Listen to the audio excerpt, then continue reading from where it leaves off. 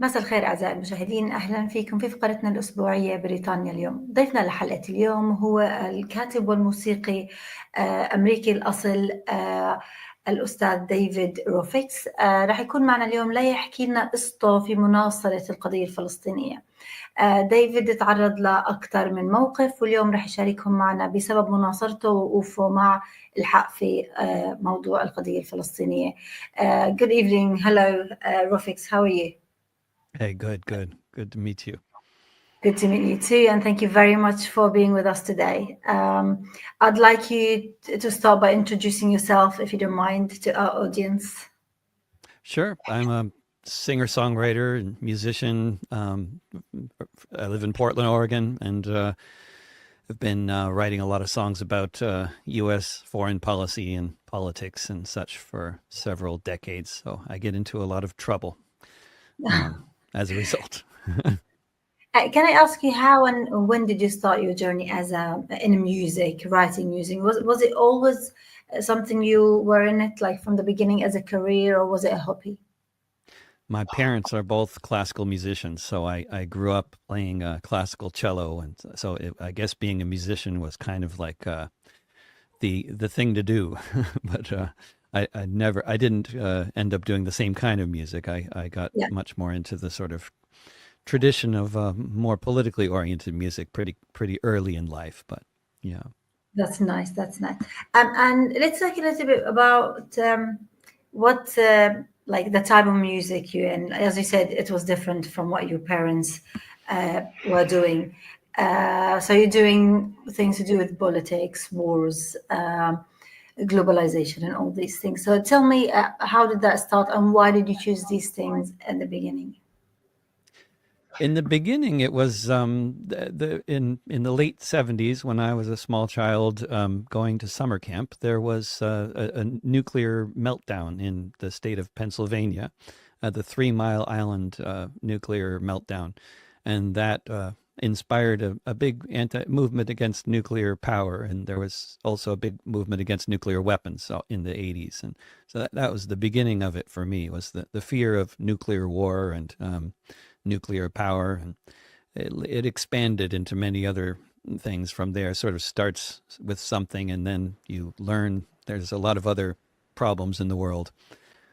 Later in life, I learned that this tradition of writing poetry and music about all those problems is a global tradition, and I discovered it, in the Middle East and in South America and all over the place. Of course. So before you start writing these, what type of music you were in first? My parents played classical music, and that's what I grew up playing. And I discovered rock and roll from the radio, and then later in my teens, I discovered this whole sort of folk music tradition and the tradition of what they call protest music. That was a sort of a later in my teens discovery. That's nice. And so you said the first thing was about this event. After that, have you, let's say, when you wrote about Gaza at first, I know since 2014, I think, you started writing about Palestine and Gaza in several occasions and different times as well. When you start this, why did you start writing about Gaza in specific? Well, I started writing the first song that I recorded that was about the Palestinian situation was actually in 2000 when Ariel Sharon visited the Al-Aqsa Mosque and massacred children there. Yeah. And that's I wrote a song about that. And I was going to be doing a second tour of Israel that was organized by the Israeli Folk Music Society. Yeah. And they canceled the tour and called me a fascist and an anti-Semite for writing that song.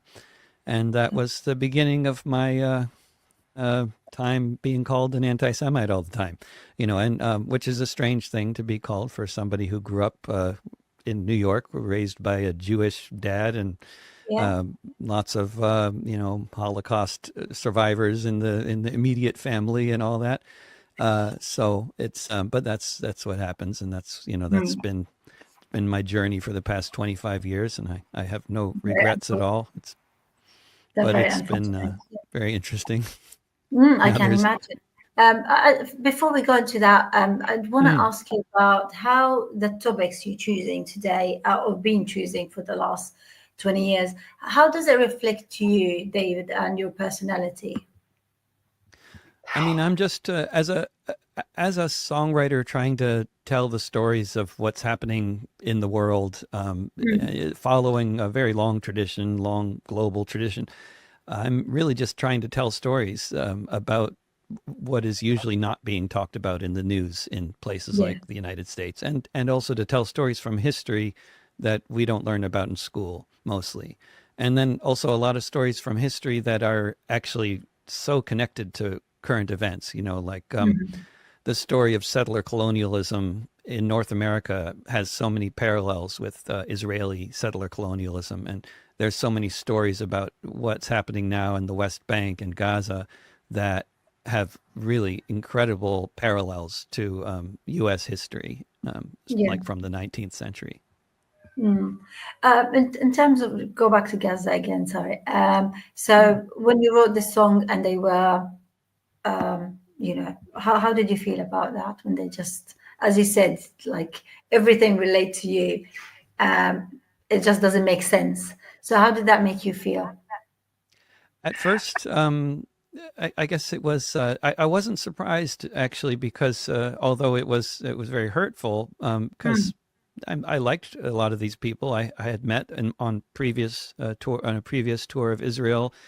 I was, which was a very strange experience for sure. That tour, I also was expecting that I'd have a problem with these people eventually, because I knew that I was going to write a song that they were not going to like.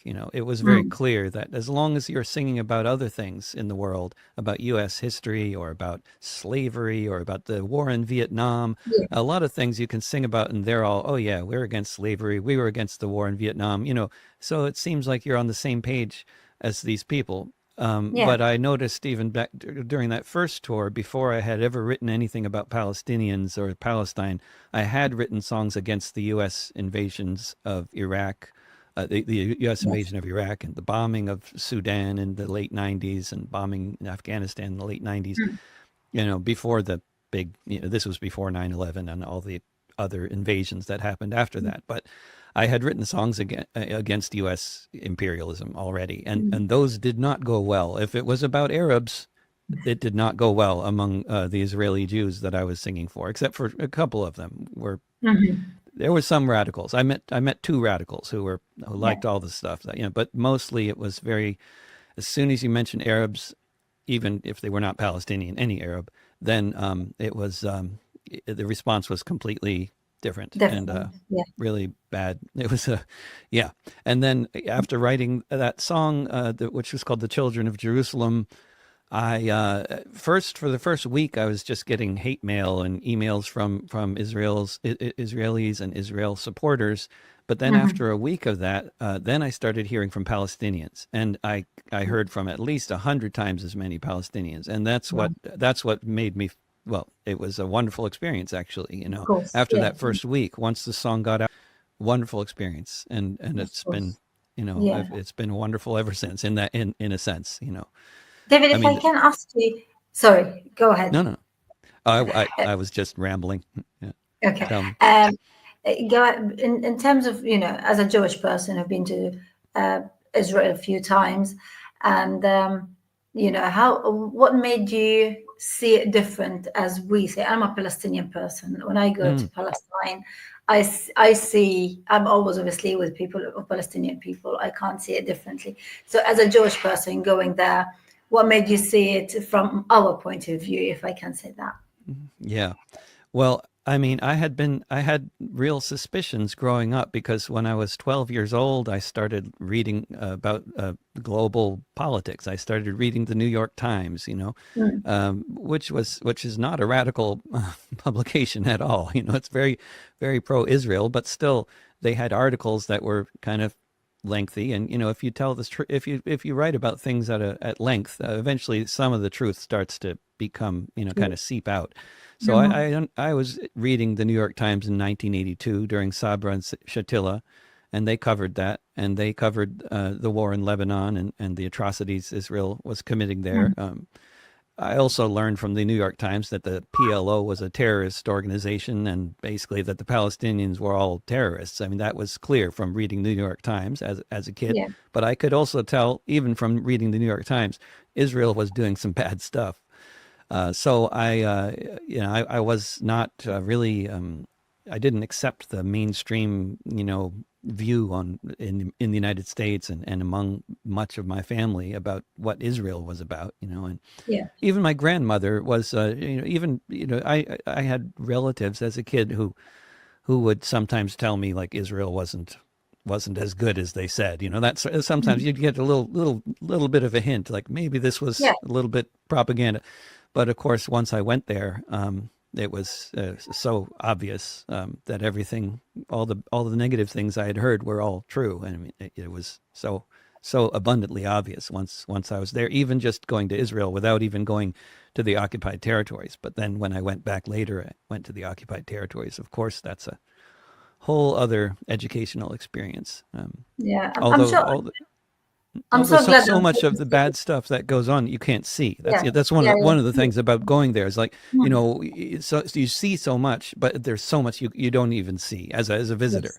Like, for example, you would never know as a visitor that there's only 2 taxis that were allowed to leave the city of Nablus. It's like the second biggest city, right? Or the biggest city in the West Bank. And there's like 2 taxis that are allowed to leave the city. So the rest of them, they don't try to leave the city. It's just those two, So you don't see the rest, so much what goes on. It's just invisible, right? Definitely. There's so much going on, you're right. And go back to the media. It doesn't show what it should be showing. Even today, with everything going in Gaza, we can see how they're trying to target any media that reflect the opposite of what they want the people to see. Yeah. What do you think about the media? What do you see it? Well, it's just, I mean, the Western media, I've been a big media consumer, writing songs based on media stories and for a long, long time. And I used to, up until a few years ago, there were clear differences in the orientation around a lot of different issues between, say, BBC and, France 24 and Radio Deutsche Welle. I mean, there were differences. And but since the genocide began, and to be honest, actually, since the war between Russia and Ukraine began, the coverage in the entire Western media has been impossible to distinguish. I mean, it's all just a wall of propaganda, of just the most outrageous, crazy propaganda. And then you watch something like Al Jazeera, which has its own pros and cons depending on what it's covering, but does very good coverage of Gaza and the West Bank, and it's like night and day. I mean, you're watching a live stream genocide unfold on Al Jazeera, and then you switch to NPR, BBC, any of these other Western media platforms. Occasionally, there's good stuff coming out of Scandinavian media, but mostly the Western media is just, it's awful. And as a result, you hear about polls here in the United States where 50% of Americans polled say they are not sure whether more Palestinians are dying or more Israelis are dying in the war. 50%. I mean, that's the propaganda at work. These are very big lies.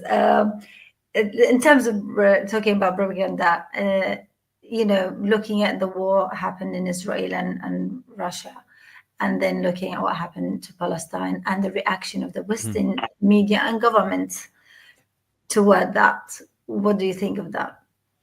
The double standard is so incredible. It's just, and it really, it can be, as much as you just get to the point where you can't be surprised anymore by the propaganda, it continues to shock. I mean, it'll be back to back, the same story, two different stories back to back, where a journalist is saying, Russia bombed Ukraine and killed 5 people. And then you get to hear about all these 5 people that died and how terrible this was. And maybe eventually you kind of figured out actually we're not sure if it was a missile from Russia that destroyed the building or if it was Ukrainian, the defensive missile that did it, Yeah. or basically this kind of stuff doesn't even happen that much in this war. And it's like mostly Yeah. soldiers being killed. It's actually very few civilians being killed in this war. And meanwhile, then the next story is about Gaza. And rather than saying in the active sense, like, Israel bombed Gaza, they'll say there was an airstrike on Gaza. You're not even sure whose airstrike. Where did this missile come from? And then it's like 100 children have been killed in this hospital.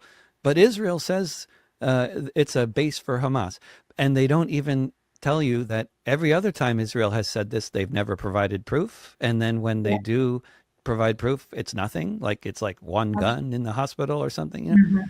Yeah. And but the Israel is always taken as a legitimate source of information on things that Israel does, and we always get to hear the Israeli position, but they don't ever treat the Russian position like that. And then of course the differences are so incredibly vast. I mean, as you know well, there's been hundreds more journalists killed in Gaza than in all the other wars that have been fought over the past century combined. True, yeah. In terms of even just calling it a war, a war with two countries, two armies, that itself, this term itself is wrong. Yeah, exactly. Like just starting from here, I mean. In terms of your songs, what would you like the people of Gaza to hear from your song? What's your message to them? I mean, honestly, I don't know what I have to say to the people of Gaza. My message is to the Western world primarily, and it is, and I am speaking in English to people who speak English, and I've been to the West Bank, and I happen to know that does not include most people in the West Bank, and I'm pretty sure it does not include most people in Gaza. I'm singing for the English-speaking world, and I'm trying to reach them because those are the people, particularly in this country and in the United Kingdom, that are, and in Germany, and luckily most Germans speak fluent English, so I'm speaking to them too, and I have a big audience in Germany, at least as far as, I don't have a big audience anywhere, but my audience is in Germany as much as it's in the UK and the US. And those are the people that I want to reach. I want them to know that their government is funding and arming a genocide, and that needs to stop.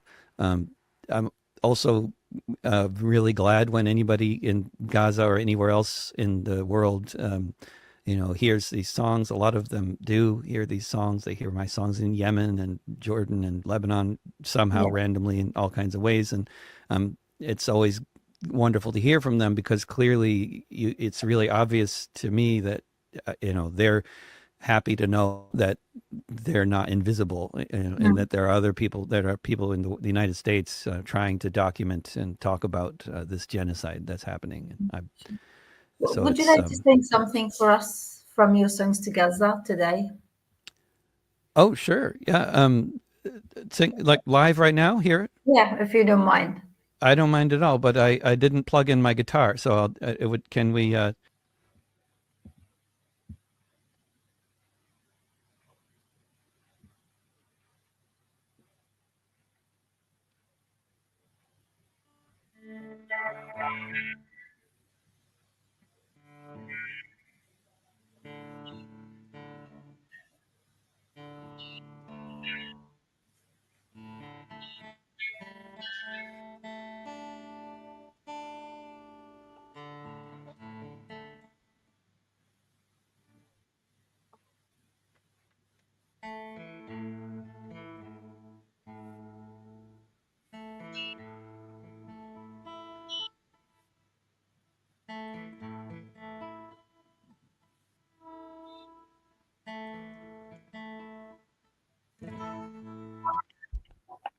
Okay. Should I just sing a song? Yeah. I'll do the title track of my new album, which drops on all the streaming platforms on September 1st. It's called From Auschwitz to Gaza. This is the one you wrote recently in 2025, correct? Yeah. I mean, I've written 64 songs about the genocide since October 2023, but this one is I wrote last month. It's not the most recent, but it's one of the most recent songs. Okay. Sounds good. Yeah. Okay, take 2.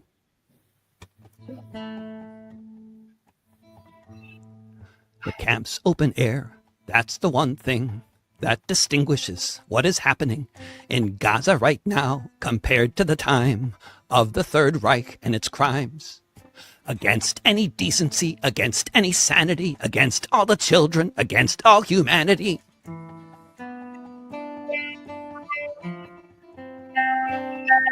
From Auschwitz to Gaza, there's no difference between babies and fighters on that side of the fence, the side where they starve because the food is kept out by the occupation, no others, no doubt, where people are dropping dead on their feet while searching for crumbs of food on the street.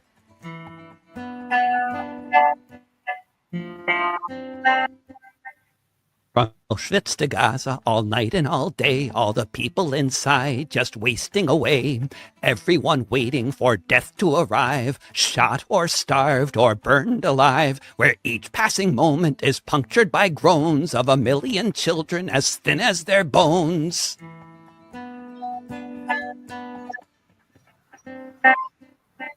From Auschwitz to Gaza, the outside world knew, and many lamented about what they might do while their leaders looked for money to be made in the arms trade.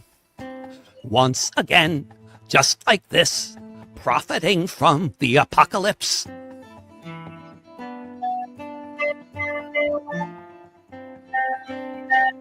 From Auschwitz to Gaza, the stages of starvation are exactly the same under occupation. First the fat goes, then all the rest, the muscle, the marrow, the milk in the breasts of all nursing mothers as in front of their eyes, their babies cry their last little cries.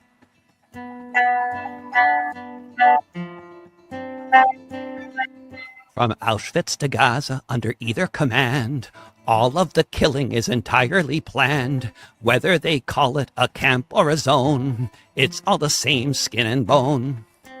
Whether they say work makes you free or humanitarian city.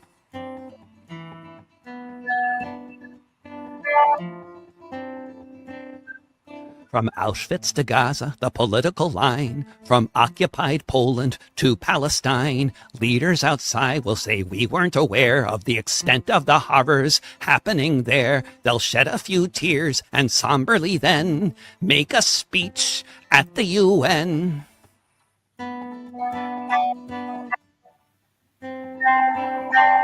From Auschwitz to Gaza, all over the place, the lies of the leaders who seek to save face, who say we would have acted if only we knew all that they claimed they really would do, and no one will believe at the time when some foolish person says never again.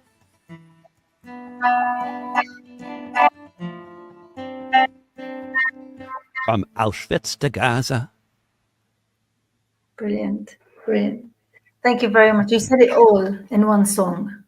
Oh, thank you. I understand now what you mean when you say you're talking to the West. It's amazing. Thank you very much. As a Palestinian, really, I'm thanking you for that. Thank you. So last year you had concerts in the UK, and they were cancelled. Tell us more about this event. It was when I had a tour of the UK, I guess it was February 2024. And just before the gigs started, all the venues started getting emails from UK Lawyers for Israel, specifically from Caroline Turner, who's with the group and is the wife of the founder, the lawyer who founded the group.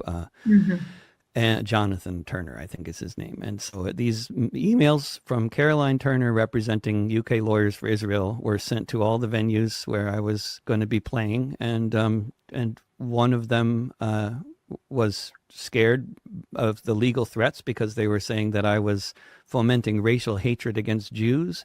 And their evidence for this was the title tracks of the titles of all the songs on my latest album at that time, called Notes from a Holocaust, which was the first album that I wrote about the genocide.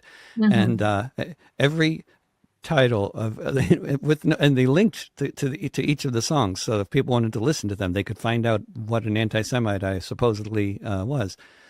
But there was a legal threat in the emails. So the venues, many of which, as you know, pubs in England are closing all the time, and these venues are struggling economically to survive, even when they're doing pretty well. So when they get a legal threat, that they might have to go to court for, defending their right to have me play in their pub, some of them will just cancel the gig. Okay. And that's what happened on one occasion. And of course, so my, me being targeted by them is pretty minor compared to what's happened to other people who, like that, college professor who lost his job because of being targeted. Other people have suffered much worse consequences because they're more prominent figures, and I'm just, not. So, but then they unleashed a troll farm on me, which was very interesting because I got 27,000 negative comments on Facebook in 1 month. And that was interesting. That was, I don't know how effective such a campaign is, because it's obvious that everything happening on my mainly not at all active Facebook account was just these attacks from the trolls, How about the emails? You said you received some threat emails and messages? Yeah, just legal threats, where they were emailing the venues and telling them that that by sponsoring my gig, they were breaking a 1986 law of some kind, and now I'm also guilty of breaking the Terrorism Act of 2000. That's because all you have to do is say something nice about Palestine Action, which I have done on at least 2 songs, and so now. Now I could face 14 years in prison next time I go to England, potentially. Wow. All these people are getting arrested now. As you know, there's been more than 500 arrests, for people holding signs saying I support Palestine Action. So I wrote a song called I Support Palestine Action. So who knows what's going to happen? Yeah. So you said you expected that before when it happened in Israel, but did you expect that to happen in a country with democracy and freedom of speech like the UK? To be honest, I was wondering what was going to happen with Palestine Act, because, what's been amazing for so many of us to see is that the British courts have mostly been unable to convict these folks because under British law, Britain is not supposed to be exporting weapons to countries that are committing crimes.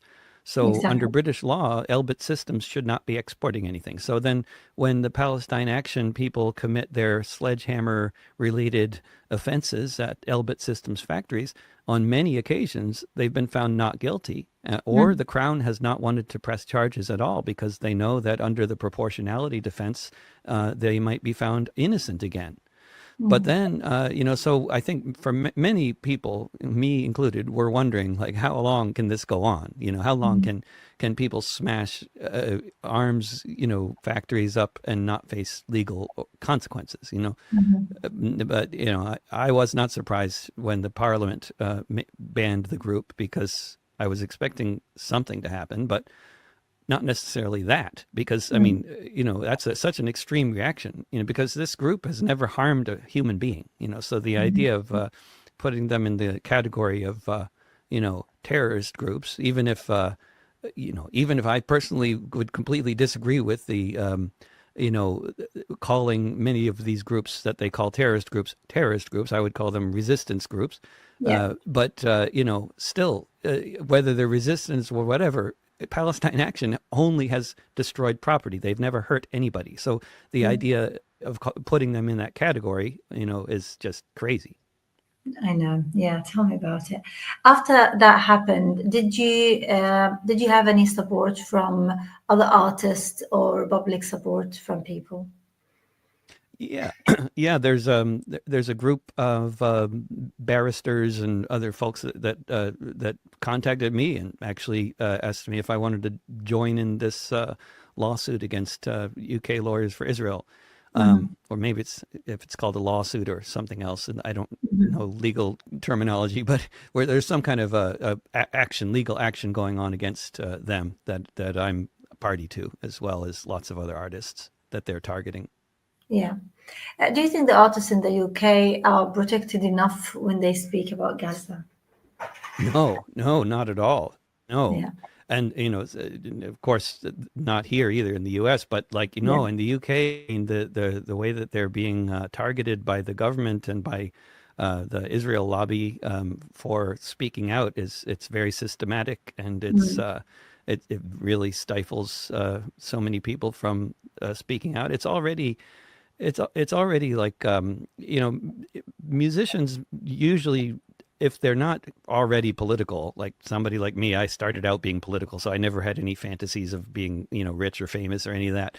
But musicians that do play headline at Glastonbury and stuff like that, it's in their interest not to make political statements because they Mm. don't want to lose a lot of their audience. So if Yeah. they're brave enough in the first place and willing to make political statements in the first place, that's to be commended. But now, of course, it's not just losing audience that they're risking, but it's actually going to prison or Mm. serious impact on their career, having entire tours canceled. That's of course in Germany as well. A lot of these bands tour Germany as well, and that's a major market, and that's the laws there are I guess even worse than in the UK as far Yeah. as Yeah. supporting Palestine. True. In terms of the challenges you faced, did you feel like you don't want to do it anymore? You want to stop? You don't want to support it, or you don't want to be in trouble anymore? Oh no, I can't turn back. I've never no, I got into all this with my eyes open in the first place, Mm. from the time I was a kid, really. So it wasn't yeah, I mean, I can see why a lot of other artists avoid taking a stance in the first place. I mean, Yeah. it's really easy to see why that would be, Mm. But I've never been in that camp in the first place. No. If you got the chance to go to Gaza, would you go? Yeah, I would love to go. I tried to go to Gaza in 2005 when I Mm. was I did a wonderful concert tour all over the West Bank that was organized by a good friend, Palestinian. He's the nephew of Ali Abu Ali Mustafa, the assassinated former leader of the PFLP, and his uncle had just been assassinated in Mm. 2003, and the tour was in 2005. So at that time, like, his uncle's face was everywhere around the West Bank on Yeah. wheat pasted and Pretty. stuff. Yeah. So it was, and so was Rachel Corrie. I mean, those two faces, his face and Rachel Corrie's face, were probably the faces I saw most often. Rachel Corrie, the International Solidarity Movement activist from Olympia, Washington, who had also been killed by Israeli forces, run over by an Mhm. armored bulldozer in Rafah. Yeah. And yeah, it was an amazing time, and touring there and meeting all kinds of people. And Nice. we tried to get to Gaza, but we couldn't get a permit from the Israelis. They wouldn't let us Yeah. in. Of course. Yeah. What message would you give today to the artists who would like to support Gaza, but probably they're afraid? I mean, I think I wish that all the artists would take would realize that their power as artists is great, and they may face consequences in terms of record contracts and tours and stuff like that. But if they start speaking out on this issue, they might gain a lot of new fans. But much Mm. more importantly, they'll be able to live with themselves. If you see what's going on and you're not writing about it, then you're then you're just you're not taking advantage of the power that you have as an artist, because we artists are the ones who are capable of communicating better than anybody else, and they know that. The powers that be know that, and any artist that's worth their salt knows that. It's when Mm. we get on the stage at the protests that we open up the hearts of the people there. We're the ones that make people feel. And, a good speaker can do that too, but an artist can do that more often and Of better. course. generally. And everybody knows that around the world. And you go around the world and talk to people in Mexico, people in Jordan, people in Egypt. Everybody will say music is the beating heart of the resistance. You know, Sure. everybody knows that, you know, except in the United States, in the United Kingdom, where they think music is frivolous. And, you know, at least among some protest movements in the left, there tends to be this idea. There's a real disconnection with our own culture in the Anglo countries. And this is a terrible shame, because these are the countries that gave the world the Beatles and the Rolling Stones and, I mean, the Beach Boys, and I mean, bluegrass, you know, blues, hip hop. I mean, there's a lot of good music coming out of the U.S. and the U.K. historically and now, and we got to use it. You know, we got to communicate with our own people and not just you know, speak out because it's going to harm your career. If you can speak out, you got to speak out. Use your platforms. You'll get throttled on those platforms, and social media will you know, shadow ban you and whatever. But there's ways to reach people, and you can do all you can to reach out, because it's those songs that will have an impact potentially. And if the right people hear them, you never know, you know, what kind of impact they could have. But you got to get them out there first. You know, you don't censor yourself. True. What would you tell your fans through our platform today? How can they support you? Well, I'm on Patreon and Substack. I write essays and I record podcasts, and on those platforms, people can support me. And that's actually mainly how I survive these days, because it's never been a very lucrative profession to be a politically oriented songwriter. And it's gotten even worse since Spotify started their free tier, and I lost half of my income, you know, because of course people don't buy CDs anymore. So Patreon and Substack, yeah, if people want to support my work, they can support me there, and they can also get all my music. Brilliant. I was going to ask you about what your plans for the next songs, but you already mentioned that you wrote something. So how many songs of your new album are about Palestine or Gaza? Oh, most of them. So I guess this will be the 7th album that I've put out since October, you know, or since January 2024, which is when I put out the first one about the genocide. And most of the songs on most of the albums have been about Gaza since then. Although I've written about other things as well, like Trump's immigration policies and various other things. Actually, a lot of songs about history, because history, even if it seems disconnected from the present, it's never disconnected from the present. And some of the most, I think some of the best songs I've written about Gaza are not actually about Gaza. Like, you know, for example, the Native American uprising in the state of Minnesota in 1862, which was a response to them having the groups there having their land completely taken, and then settlers moving onto the little land they had left. And then there was a crop failure, and then the U.S. government wasn't sending the food aid that they were obligated by treaty to send, and people were starving, and they rebelled. And after the rebellion, which was very successful, they drove all the settlers out for a few days of their land. But then the army came, and then in the course of the aftermath of the rebellion, most of the people died of famine and disease, and they were deported from the state of Minnesota and sent to another state.